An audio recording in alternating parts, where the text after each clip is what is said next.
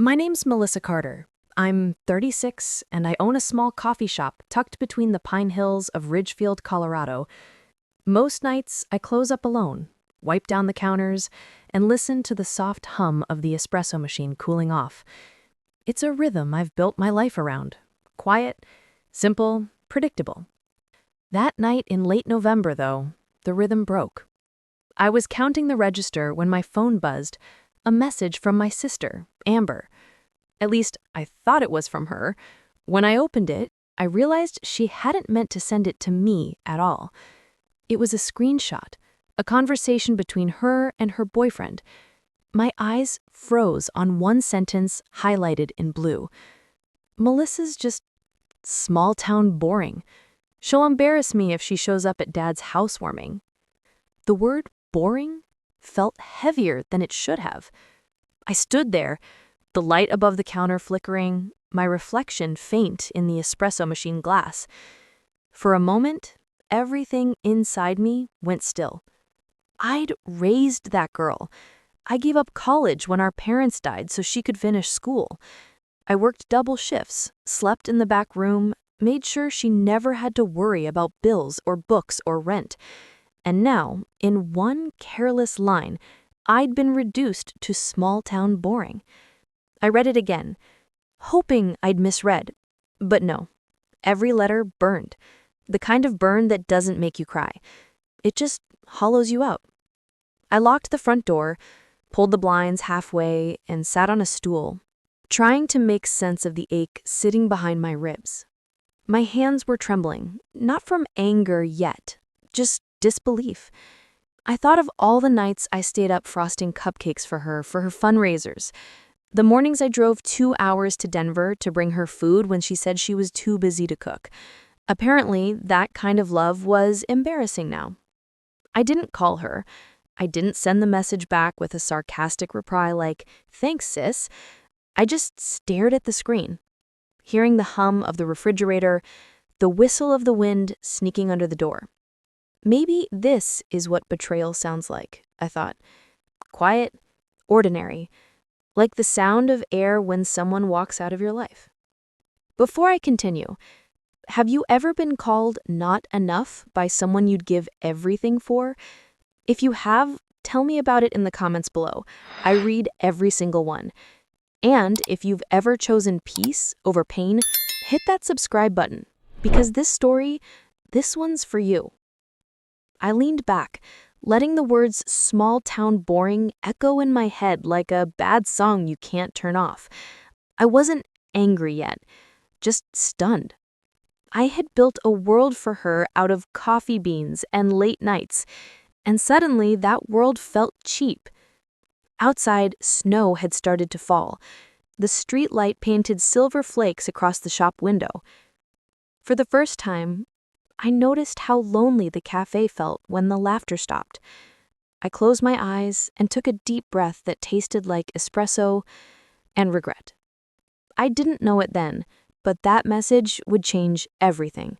The way I saw her, the way I saw myself, the way I defined family. Thanksgiving was just a week away, and for the first time in my life, I wasn't sure I'd be sitting at the Carter family table. When I think about Amber, I don't picture the woman she is now, the one who wears pressed blazers and posts pictures from rooftop brunches in Denver. I picture the little girl who used to chase lightning bugs in our backyard, barefoot, laughing so hard she'd hiccup. Back then, our world was smaller, but it was ours. We grew up in a weathered house on the edge of Ridgefield, the kind with a creaky porch swing and a chimney that leaned just slightly to the left. Mom used to hum while she made coffee, and Dad would read the newspaper out loud, pretending to be the newscaster. It wasn't fancy, but it was love. When the accident happened, when they were gone in one night, everything changed. Amber was 12. I was 20. I remember standing in that cold hospital hallway, the sound of the vending machine humming beside me, realizing that every decision from that moment on would rest on me. People said, "You're strong, Melissa," as if strength was a choice. It wasn't. It was survival. I sold my car, took extra shifts at the diner, and postponed my art degree, all so Amber could stay in school, keep her friends, pretend that her world hadn't collapsed. I remember her first day of high school. She wanted a new backpack, red with gold zippers. It cost $50, which was half my grocery money that week. I bought it anyway. When she smiled and said, "You're the best, Mel," I believed it was worth everything. Those years were hard, but they were ours. I'd pack her lunches, braid her hair before school, and stay up late finishing homework with her at the kitchen table. She'd fall asleep, and I'd stare at her face, peaceful, untroubled, and think, this is why I keep going. When she got accepted to the University of Denver, I cried harder than she did. I told everyone in town like it was my own victory. I remember saying, she's going to be the first Carter to graduate college. People congratulated me like I was the proud mom of the year. The first year went smoothly. I mailed her care packages, cookies, warm scarves, handwritten notes. She called on weekends telling me about her classes, her new friends, the big city lights. I'd listen, smile, and pretend I didn't hear the distance growing in her voice. By her second year, she started calling less. When she did, it was usually about money. "Mel, rent went up again." "Mel, my laptop died." "Mel, I hate to ask, but could you cover this month's groceries?" And I always did. I never said no. I'd wire the money, whispering to myself, it's just for now. She's building a future. I told myself the same thing when I opened my cafe, a tiny place called Hearth and Grind. The name came from those nights we'd sit by the old fireplace with mugs of cocoa, dreaming about what life would be like when things got easier. Running that shop wasn't easy. I worked 16-hour days, learned to fix the espresso machine myself, and kept track of every bean, every penny. There were nights when I'd sleep in the back room because I was too tired to drive home. But every deposit I sent to Amber's account made it feel worthwhile. She was thriving. She'd send photos, smiling with new friends, posing at parties. I'd look at her glowing face and think, good, she's happy. That was enough for me. Mom's old friends used to visit the cafe sometimes. They'd sip coffee and ask, "How's Amber?" "Oh, she's doing amazing," I'd say, smiling proudly. No one ever asked, "And how's Melissa?" That's the thing about family. You give, and people assume you're okay because you keep standing. But some nights, after closing, I'd sit at the counter staring at the empty tables and think, when was the last time someone checked on me? When Amber graduated, she didn't even tell me right away. I saw it on Facebook, her, in a blue cap and gown, arm in arm with friends. I wasn't in single photo. My chest tightened, but I told myself she probably forgot to tag me. Later that week, she called. "Sorry, Mel, things were crazy that day," she said, her voice light, almost detached. "But listen, I got a job in Denver, marketing firm. Isn't that great?" I said, "That's amazing, sweetheart," forcing a smile even though she couldn't see it. She promised to visit soon. She didn't. Months passed. Her texts got shorter. Her requests didn't. I paid for her first apartment deposit, her new phone plan, even her car insurance. Each time she said, "I'll pay you back soon." She never did. But I didn't care. I told myself this is what big sisters do. I convinced myself love meant sacrifice, even when that sacrifice was my own happiness. Until that night with the message, the one that called me small town boring, I never realized how invisible I'd become. The thing about betrayal is that it rarely hits all at once. It builds quietly, word by word, glance by glance, until suddenly you realize you've been standing in the fire the whole time. After that message, I couldn't unsee the patterns. Amber's texts were shorter now. "Hey, can you send $300?" became, "Need it by Friday." No please, no thank you, just expectation. And I kept giving. Until one afternoon, she stopped by the cafe unannounced. It had been months since I'd seen her. She walked in wearing a crisp beige coat, heels clicking against the floor, smelling like expensive perfume that didn't belong to our world. "Wow," she said, glancing around. "This place hasn't changed much." I laughed, trying to hide the sting. "Well, it's still the same cafe that paid for your textbooks." She smiled, but not the kind that reaches your eyes. "Oh, come on, Mel. Don't make it sound like charity."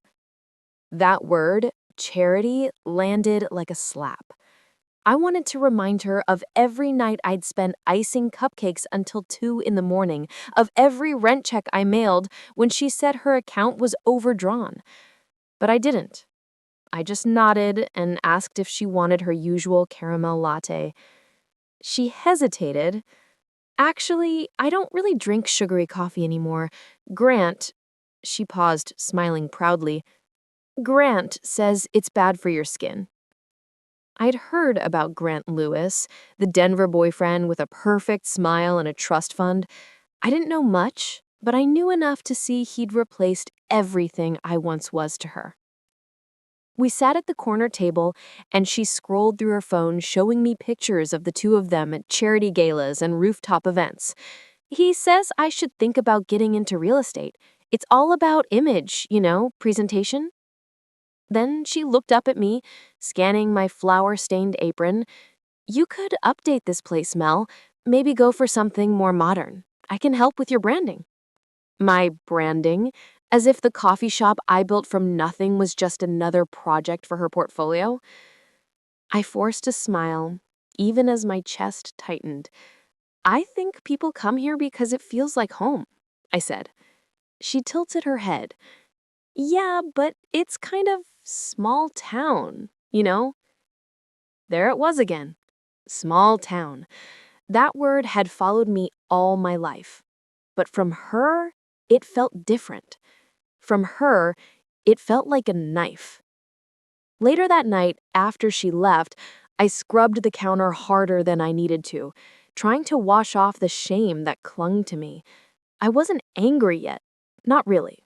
More like humiliated, like I'd shown up to a party in the wrong clothes. But the anger came, slowly, like heat under ice. A few days later, Mom's old friend Mrs. Dyer stopped by for coffee. She mentioned seeing Amber and Grant in a local magazine. She said, "There was a quote from her. 'My sister runs a little cafe in Ridgefield. She's sweet, very old-fashioned.'" Old-fashioned, sweet. Those words meant harmless, forgettable. I smiled for Mrs. Dyer, but when she left, I locked the door and cried until my chest hurt. I wasn't jealous of her life. I was angry because she'd rewritten mine. To her, I was no longer the sister who raised her. I was a footnote, a sentimental story she could polish for strangers. That night, I looked at my reflection in the cafe window, tired eyes, cracked hands, the faint lines forming at the corners of my mouth. For years, I'd told myself I was building something meaningful. Now I wasn't sure if anyone, especially Amber, ever saw it that way. It wasn't just about money anymore. It was about respect, something I'd given freely but never received in return. As I turned off the lights, I whispered to the empty room, "You called me small town? Maybe. But at least I'm not small-hearted." And for the first time in years, I felt something shift inside me. The part of me that always forgave without question had finally started to wake up. The first real cold of winter hit Ridgefield the week after Amber's visit. The kind of cold that seeps through walls and lingers in your bones, no matter how many layers you wear. Business slowed down. Tourists stopped coming. Most nights I'd close the cafe early, sit near the window, and watch snow collect on the empty street. But the silence wasn't peaceful anymore. It was heavy, like a weight pressing against my chest. I tried to focus on work, on the hiss of the espresso machine, the smell of roasted beans, the rhythm of pouring milk into ceramic cups. But even in that rhythm, her words echoed. Small town, outdated, embarrassing. I told myself I shouldn't care, that I was too old to need anyone's approval, least of all my sister's. But it's strange how one person's rejection can make the whole world feel smaller. That night, I closed early and sat alone at the counter. I scrolled through Amber's social media, photos of her at some winter gala in Denver. Her hair perfect, her hand resting on Grant's arm, her caption, "Grateful for every opportunity." Opportunity. That's what I'd given her, over and over, until I had none left for myself. My thumb hovered over the like button, but I couldn't press it. Instead, I stared at the photo until the screen dimmed. I must have sat there for an hour, just breathing and trying to not cry.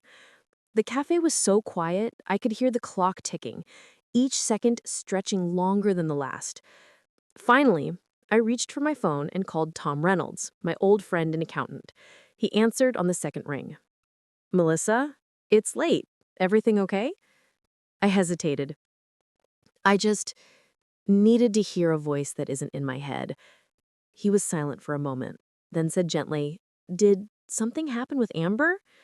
I swallowed hard. "She called me small town, said I'd embarrass her." Tom sighed. "Mel, you've been carrying her for years. Maybe it's time to stop." His words settled like dust. Not harsh, not judgmental, just true. But truth hurts more than lies sometimes. "I don't even know who I am without her," I said quietly. "Everything I've done, every dollar I've saved, it's all been for her." Tom's voice softened. "Then maybe it's time to start doing things for you." We talked a little longer, but my answers grew shorter. By the time we hung up, my eyes were burning. I sat in the dark, phone in hand, watching my reflection in the black screen. That's when it hit me. I'd built my whole life around someone else's dream, and somewhere along the way, I had stopped having my own. The next morning, I opened the cafe as usual, pretending nothing was wrong. Customers came in, laughed, ordered lattes. I smiled, made small talk, took tips, and thanked them. I'd done it for so long that the motions felt automatic. But when the last customer left, I looked around and saw the cracks, the chipped paint near the counter, the broken stool I kept forgetting to fix, the empty tip jar sign I hadn't replaced. It wasn't just the cafe that was worn down, it was me. I thought about closing for the day, but I couldn't move. My body was tired, but my mind was louder than ever. I replayed every moment with Amber. Her first bike, her first prom dress, her first apartment, all of it funded by me. I saw her smiling, promising she'd pay me back, telling me I was the best sister ever. And then I heard her voice again in that message. "She'll embarrass me if she shows up." Something inside me cracked. I put my head down on the counter and sobbed. Quiet, muffled sobs that no one would hear but the coffee cups stacked nearby. I wasn't crying just for her. I was crying for all the versions of me that had been overlooked. The sister, the worker, the woman who kept showing up even when nobody thanked her. When the tears finally stopped, I sat up and looked around. The cafe was dark except for the small string lights I had hung years ago. They flickered softly, their glow trembling like they might go out at any moment. For the first time, I wondered if I should let them go. The morning after that breakdown, I woke up before dawn.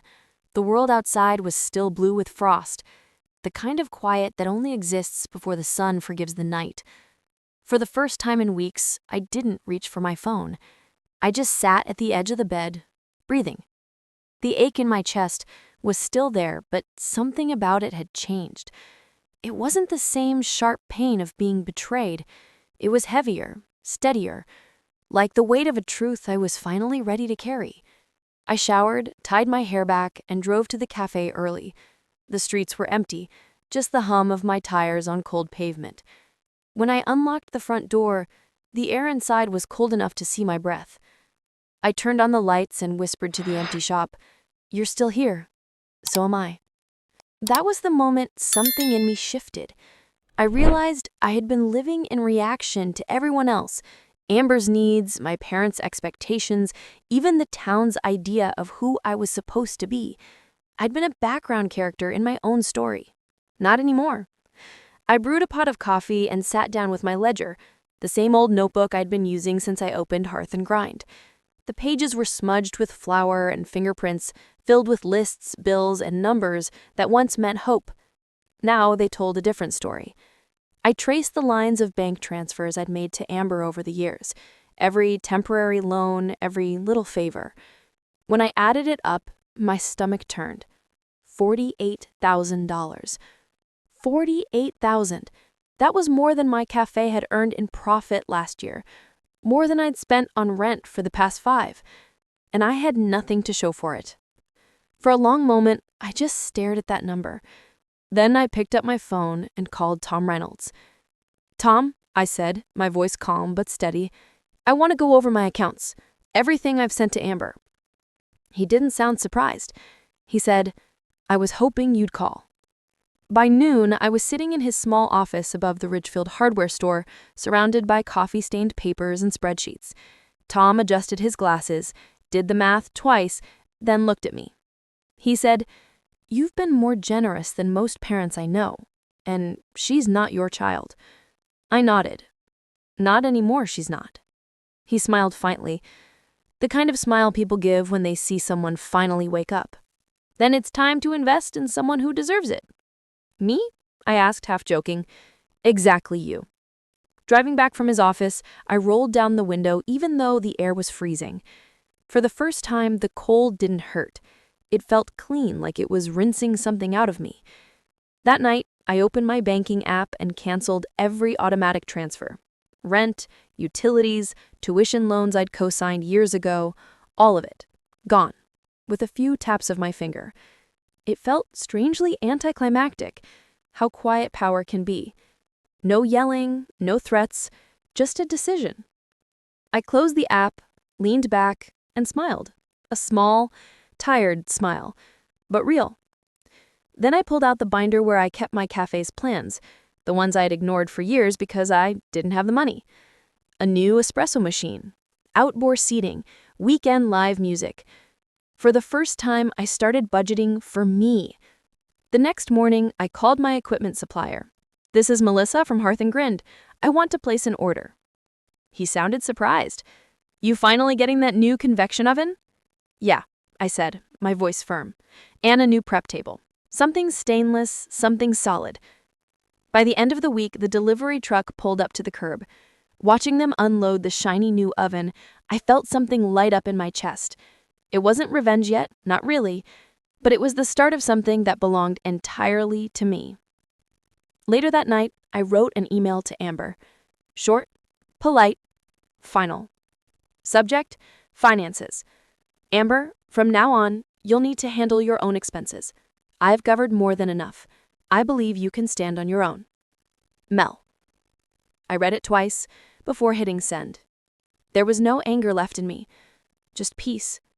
And in that silence, I realized revenge doesn't always start with rage. Sometimes it begins with a single word whispered to yourself, enough. Thanksgiving arrived under a pale gray sky, the kind that makes the air smell like rain and pine needles. For the first time in my life, I didn't bake anything for the family table. No pies, no bread, not even coffee. I told myself I'd stay home, keep the shop closed, maybe watch old movies. But then I got a call from Mrs. Lewis, Grant's mother. Her voice was polite, elegant, touched with that effortless warmth rich people seem to master. "Melissa, dear," she said, "Amber tells me you own the cafe in Ridgefield. I've been dying to meet you. You simply must come tonight. Bring some of that famous coffee." Amber hadn't invited me. Of course she hadn't. But Mrs. Lewis had. And suddenly I knew exactly what I was going to do. That evening, I slipped on a dark green dress and my old wool coat. I didn't overdo the makeup. I didn't need to. I just wanted to look like myself. The woman Amber thought wasn't worth showing off. The Lewis estate was everything you'd expect. White pillars, soft jazz playing from somewhere unseen, the smell of rosemary and champagne in the air. I walked in carrying 2 boxes of coffee beans from Hearth and Grind, tied neatly with gold ribbon. Amber saw me before anyone else did. Her eyes widened. For a moment I thought she might actually hug me. She didn't. "Mel, what are you doing here?" she whispered, panic flickering across her perfect face. I smiled, calm and steady. "Mrs. Lewis invited me. I didn't want to be rude." Before she could respond, Mrs. Lewis appeared, beaming. "Oh, you must be Melissa. Oh, Amber told us so much about you, her sister who taught her everything about hard work." Amber's face froze. "She said that?" I asked, sweetly. Mrs. Lewis nodded. "Oh, yes, and she said your coffee is divine." She turned to the table. "Everyone, this is Melissa Carter, owner of the most charming cafe in Ridgefield." People clapped lightly, the kind of polite applause that fills awkward silence. I smiled, thanked them, handed out small sample bags. Then Grant walked over, tall, confident, perfectly unaware. "You're the sister, huh? Amber said you helped her get through college." I nodded. "That's right. I'm the reason she could afford it." His smile faltered. "Oh, I didn't realize you." "She doesn't talk about that much," Amber cut in quickly, her voice tight. "It's not a big deal." "Not a big deal?" I repeated, still smiling. $48,000 is a little more than not a big deal, don't you think? The room went quiet. Even the jazz seemed to stop. Amber's cheeks flushed a deep, furious red. "Melissa," she hissed, "this isn't the time." "Oh, I think it's the perfect time," I said softly. "You wanted me invisible, remember? Small town, boring. I just thought I'd introduce myself before you rewrote me out completely." Grant's face shifted from confusion to disbelief. "Wait, what did she call you?" Amber tried to speak, but the damage was done. The people who had once seen her as polished and perfect were now watching her squirm. I didn't raise my voice. I didn't have to. The truth was louder than anything I could have shouted. I turned to Mrs. Lewis and smiled. "Thank you so much for having me. I should get going. The cafe opens early tomorrow." She nodded, her eyes kind but sharp. "You're always welcome here, dear." Amber didn't follow me. She didn't say goodbye. As I walked to my car, the night air felt crisp and alive against my skin. I expected to feel triumphant, maybe smug. But instead, what I felt was relief, like exhaling after years of holding your breath. The next day, I heard from a friend that Grant had broken things off, that his parents had been disappointed by the drama. Amber moved out of his apartment within a week. I didn't gloat. I didn't text her. I just opened the cafe, turned on the lights, and started the day. Customers came in, smiling, complimenting the new oven, the smell of fresh croissants in the air. For once, I didn't think about who wasn't proud of me. Justice doesn't always come with fireworks. Sometimes it's quiet, served on a plate of peace and self-respect. And that morning, as I poured coffee for a line of strangers, I finally tasted both. It's strange how quiet life becomes after a storm. A few months passed, and winter gave way to spring. The snow melted from the Ridgefield rooftops, and the scent of wet pine filled the mornings again. My cafe, Hearth and Grind, was busier than ever. The new oven hummed like a heartbeat, and the glass display glowed with lemon tarts, muffins, and caramel scones that sold out before noon. But more than the shop, I felt something else had started to rise again. Me. Every morning, I'd flip the sign to open, brew the first pot of coffee, and look out the window at Main Street waking up. And for the first time, I didn't wonder if Amber was proud of me. I didn't wonder if anyone was. The silence that used to ache now felt peaceful. Then, one rainy afternoon, I saw her again. Amber stood outside the cafe door, her hair damp, her eyes red. She looked smaller, not physically, but in spirit, like the world had finally stopped letting her hide behind charm. When she came in, she didn't speak at first. She just looked around, as if she was seeing the place for the first time. "It's beautiful in here," she whispered. Thank you, I said, my voice calm. Coffee? She nodded, sitting at the corner table where we used to plan her future. I poured her a cup and set it down. She wrapped her hands around it, staring into the steam like it might give her the right words.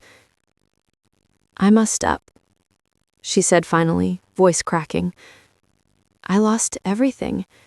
Grant, the job. Mom and Dad won't even talk to me. I said nothing. There was a time I would have jumped in, fixed it all, tried to save her. But that time was gone. She looked up, tears catching the light. You were never small town, Mel. You were just steady. And I thought steady meant weak. I exhaled, slow. You thought wrong. We sat in silence for a while. Outside, the rain softened into mist. Inside, the air smelled of cinnamon and closure. Before she left, she reached out and squeezed my hand. Thank you for not hating me, she said. I smiled faintly. You don't have to thank me. Just learn from it.